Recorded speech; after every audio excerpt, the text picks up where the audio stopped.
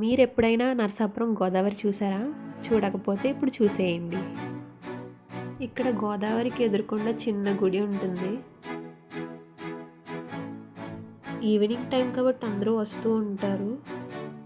Sunset చూడండి ఎంత బాగుందో. అండ్ వాకింగ్ చేయడానికి, సరదాగా టైంపాస్ చేయడానికి కూడా చాలామంది వస్తూ ఉంటారు. మనం చాలాసార్లు ఎక్కడో వండర్స్ ఉన్నాయి అనుకుంటాం. మన చుట్టుపక్కల ఉన్న మంచి థింగ్స్ని మనం అబ్జర్వ్ చేయడం మానేస్తూ ఉంటాం.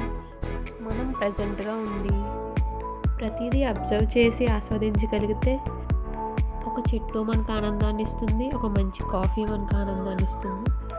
ఇలా సన్సెట్ని, గోదావరిని అన్నీ ఆస్వాదించగలగచ్చు.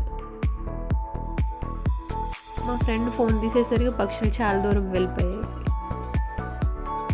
ఇక్కడ మా ఫ్రెండ్ చాలా క్రియేటివిటీ వాడింది.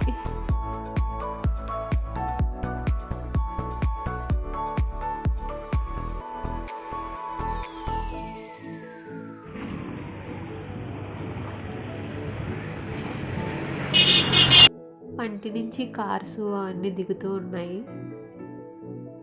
మేమున్న కాసేపట్లోనే చాలా పండ్లు అటు ఇటు తిరుగుతూనే ఉన్నాయి. ఇక్కడ నేను చెరుకు రసం తాగుతున్నాను. ఇక్కడే ఆంజనేయ స్వామి గుడి, దుర్గమ్మ గుడి కూడా ఉంది. కళ్ళు చూడండి ఎంత అందంగా ఉన్నాయో. నాకైతే అలా చూస్తూ ఉండిపోవాలనిపించింది. బాగా గీశారు కదా.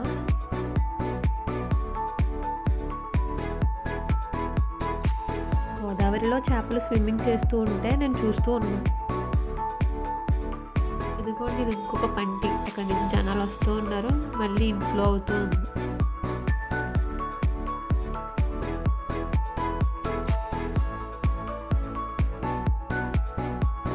గోదావరికి అటు సైడ్ అంతా ఈస్ట్ గోదావరిలోకి వస్తుంది. బజ్జీలు ప్యాక్ చేయించుకుని ఇక్కడ ఇంటికి తీసుకువెళ్ళాం. అంతే అండి. ఒక విషయం మర్చిపోయా. Thanks for watching.